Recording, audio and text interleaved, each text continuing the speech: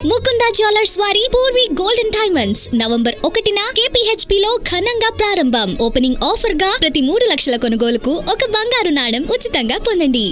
Overload over speed ఇప్పుడు ప్రాణాలు తీస్తోంది. Chevella bus ప్రమాద ఘటనతో యథేచ్ఛగా సాగుతున్న ఈ నిబంధనల ఉల్లంఘనలు మరోసారి తెరపైకొచ్చింది. టిప్పర్లు, లారీల్లో భద్రతా చర్యలు శూన్యమన్న విషయాన్ని మిర్జాగూడ ఘోర ప్రమాదంతో తేటతెల్లమైంది. అయితే ఇవేవీ పట్టనట్లుగా వ్యవహరిస్తున్న అధికారుల వైఖరితో అనేక కుటుంబాలకు కడుపుకోత మిగిలింది. మైనింగ్ వాహనాలు నడిపే విషయంలో నిబంధనలు ఉన్నా కాగితాలకే పరిమితమవుతున్నాయి.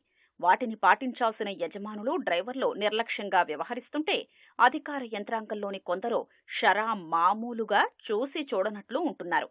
ప్రతి వాహనానికి గరిష్ట సామర్థ్యం ఉంటుంది. ఆ మేరకు వాహనాల బాడీని తయారు చేస్తారు.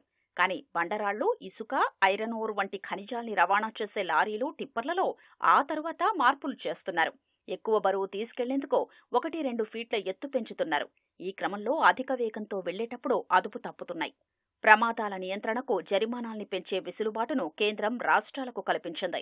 ఓవర్లోడ్తో వెళ్లే లారీలు, టిప్పర్లకు మహారాష్ట్రలో కనీసం 25,000 జరిమానా విధిస్తున్నారు. 2 అదనపు టన్ను నుంచి ప్రతి టన్నుకు 2,000 జరిమానా ఉంటుంది. తెలంగాణలో ప్రతి అదనపు టన్నుకు 1,000 జరిమానా మాత్రమే ఉంది. ఇక్కడ పర్మిట్ ఉల్లంఘన కింద 2,000 జరిమానానే ఉంది. విధించే జరిమానా కంటే వచ్చే ఆదాయం అనేక రెట్లు ఎక్కువ. దీంతో జరిమానాల్ని ఖాతరు చేయటం లేదు. హైదరాబాద్లో రాత్రి 10 నుంచి ఉదయం 7 గంటల వరకు మాత్రమే మైనింగ్ లారీలకు అనుమతుంది.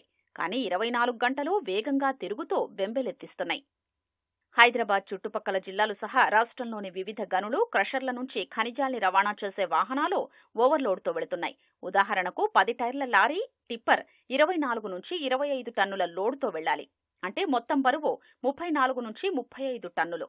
కానీ చాలా వాహనాల్లో అదనంగా 10 నుంచి 15 టన్నుల కంకర, ఇసుక వంటివి తీసుకెళ్తున్నారు. వాహనాల గరిష్ట వేగాన్ని పరిమితం చేయడానికి లారీలు, టిప్పర్లకు స్పీడ్ గవర్నెన్స్ పరికరాలు ఉండాలి.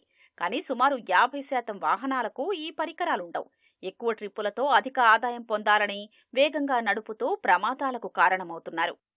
ఓవర్లోడ్తో వెళ్లే వాహనాలకు సంబంధించి కఠిన చర్యలు తీసుకోవలసి ఉన్నా ఆ ప్రక్రియ నామమాత్రంగానే సాగుతోంది. మోటారు వాహనాల చట్టం ప్రకారం అలాంటి వాహనాల్ని సీజ్ చేయాలి. కొందరు రవాణా శాఖ అధికారులు జరిమానాలు వేసి వదిలేస్తున్నారు. డ్రైవర్ల లైసెన్స్ సస్పెండ్ చేసే వీలున్నప్పటికీ ఆ చర్యలు తీసుకోవడం లేదన్న విమర్శలు ఉన్నాయి. ఓవర్లోడ్ వాహనాల్ని సీజ్ చేయాలని పలువురు అధికారులు భావిస్తున్నప్పటికీ పార్కింగ్ స్థలాల కొరత తీవ్రంగా ఉంది. హైదరాబాద్తో పాటు పలుచోట్ల ఈ సమస్య ఉంది. ఇలాంటి వాహనాల్ని సీజ్ చేసి police station, bus depot, RTA కార్యాలయం వీటిలో ఎక్కడో ఓ చోట పెట్టాలి. చాలా చోట్ల ఇప్పటికే సీజ్ చేసిన వాహనాలతో ఖాళీ లేదని అధికారులు చెప్తున్నారు. చాలా కాలంగా జప్తులో ఉన్న ఫైన్ కట్టి తీసుకెళ్లని వాహనాల్ని వేలం వెయ్యొచ్చు. రవాణా శాఖ ఆ ప్రక్రియను చేపట్టడం లేదు.